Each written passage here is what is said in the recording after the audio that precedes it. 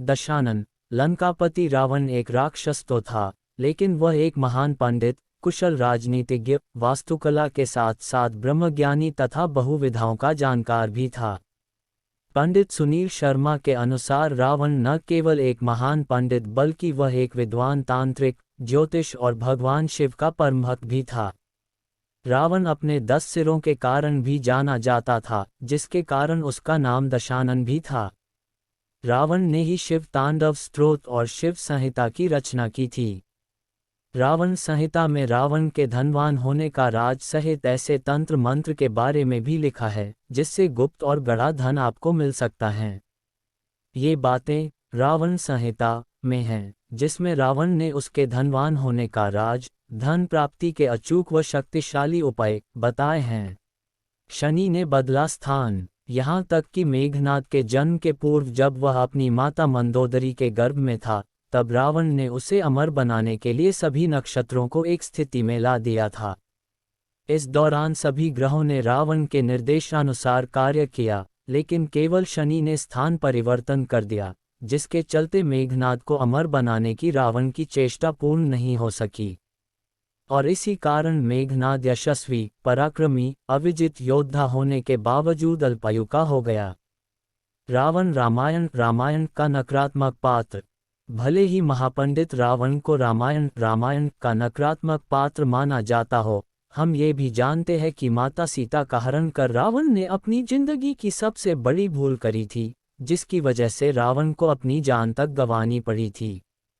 परंतु ये भी माना जाता है कि रावण ये जानता कि श्री राम भगवान विष्णु के अवतार हैं और यदि उनके हाथों किसी की मृत्यु हो तो उसे निश्चित वैकुंठ धाम प्राप्त होता है।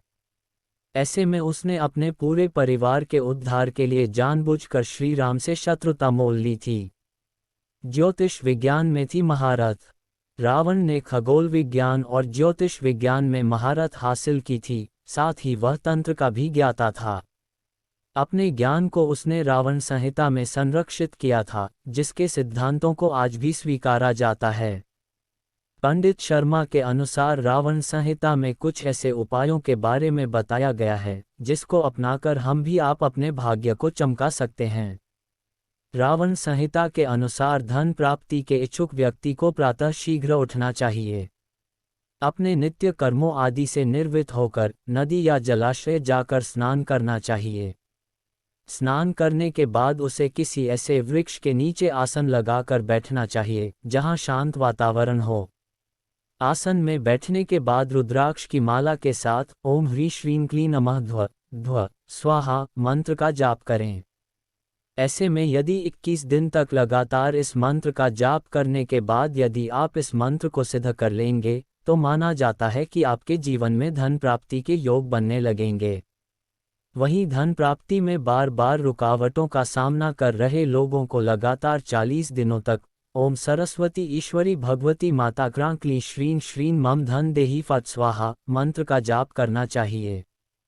यह महालक्ष्मी से संबंधित मंत्र है और यह माता लक्ष्मी को प्रसन्न करने वाला तांत्रिक उपाय है। कहा जाता है कि इस मंत्र का नियमित जाप मात्र कुछ ही दिनों में आपके धन से संबंधित सभी समस्याओं का समाधान कर देगा। नियम के अनुसार आपको नियमित तौर पर हर रोज इस माला का एक बार जाप जरूर करना चाहिए। इसके अलावा किसी भी शुभ अवसर जैसे अक्षय तृतीया, दीपावली, होली आदि की मध्यरात्रि के लिए भी एक उपाय विशेष फलदायी माना गया है। इसके तहत कुमकुम के द्वारा थाली पर ओम ह्रीं श्रीं क्लीं महालक्ष्मी महासरस्वती मम गृहे आगच्छ ह्रीं नमः लिखें।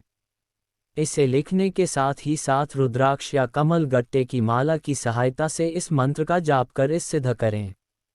माना जाता है कि कार्तिक मास की अमावस्या यानी दीपावली की रात्रि को इस मंत्र का जाप विशेष फल प्रदान करता है। रावण संहिता के अनुसार आपको प्रत्येक दिन 108 बार तो इस मंत्र का जाप अवश्य करना चाहिए। इसके अलावा आप अपने श्रद्धानुसार इस मंत्र जाप को बढ़ा सकते हैं।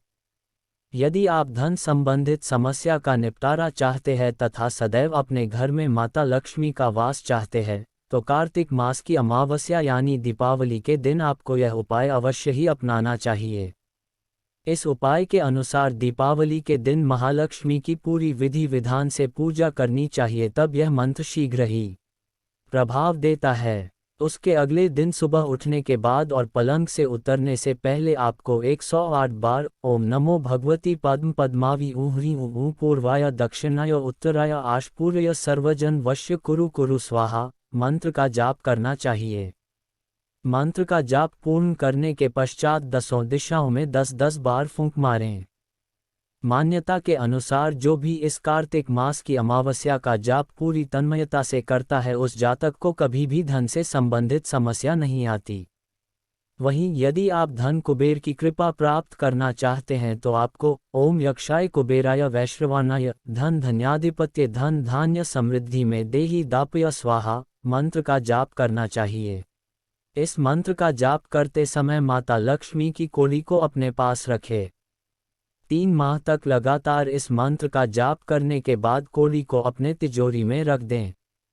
दुर्वा घास को धार्मिक ग्रंथों व पुराणों में बहुत ही चमत्कारिक माना गया है। मान्यता के अनुसार सफ़ेद गाय का दूध व दुर्वा घास को मिलाकर उसका तिलक करने से भी धन का योग बनता है और व्यक्ति को धन प्राप्ति होती है।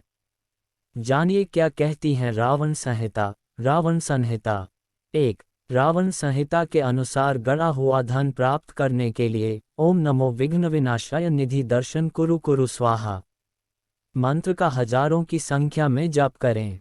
इसके बाद जहां धन होने की शंका है वहां धतूरे के बीज, हलाहल, फेद, घुघुंची, गंधक और पका हुआ तेल ले जाएं। इसके बाद इस सामग्री को गड़े धन की शंका वाले स्थान पर रखकर धूप दीप करें। इससे आपको लाभ होगा। रावण संहिता के मुताबिक अगर आप समाज और अपने आसपास के लोगों को आकर्षित करना चाहते हैं तो बिल्वा पत्र और बिजौरा नींबू को लेकर उसे बकरी के दूध में मिला लें। इसके बाद हर रोज उसका तिलक लगा लें। इस तरह व्यक्ति का आकर्षण बढ़ता है। 3। वहीं समाज में वर्चस्व पाने के लिए सबसे पहले सफ़ेद आक के फूल को सुखा लें। इसके बाद सफ़ेद गाय को दूध में मिला लें और हर रोज तिलक लगाएं। इस तरह से धीरे धीरे समाज में हर कोई आपको पसंद करने लगेगा और वर्चस्व बढ़ेगा। 4। जिसे भी धन की कमी रहती है वह प्रतिदिन 108 बार ओम यक्षाय कुबेराय वैश्रवानाय धन धन्याधिपत्य धन धान्य समृद्धि में देहि दापया स्वाहा इस मंत्र का जप करें। मान्यता है कि ऐसा करने से धन संबंधी समस्याओं का समाधान हो जाएगा। वहीं कर्ज की समस्या से छुटकारे के लिए मंत्र ओम क्लीं ह्रीं ओं श्रीं महायक्षिण्ये सर्वैश्वर्य प्रदात्र्यै नमः इमे मंत्रस्य च जप सहस्त्रस्य च सम्मितम् कुर्यात् बिल्व समारुढो मासमात्रं तंद्रितः का 1 महीने तक हर रोज 1000 बार जप करें। जब ये जप 1 महीने बाद पूरा हो जाए तो ब्राह्मणों और कुंवारी कन्याओं को भोजन अवश्य कराएं। इससे न सिर्फ कर्ज की परेशानी दूर होगी बल्कि आपके परिवार में धन का आगमन भी होगा। 5. जबकि खोया हुआ धन, उधार दिया हुआ धन अगर वापस नहीं आ रहा है तो आप ओम नमो विघ्न विनाशाय निधि दर्शन कुरु कुरु स्वाहा इस मंत्र का 1.25 महीने तक 10,000 बार तक जप करें। माना जाता है कि ऐसा करने से आप धन वापस आ जाएगा।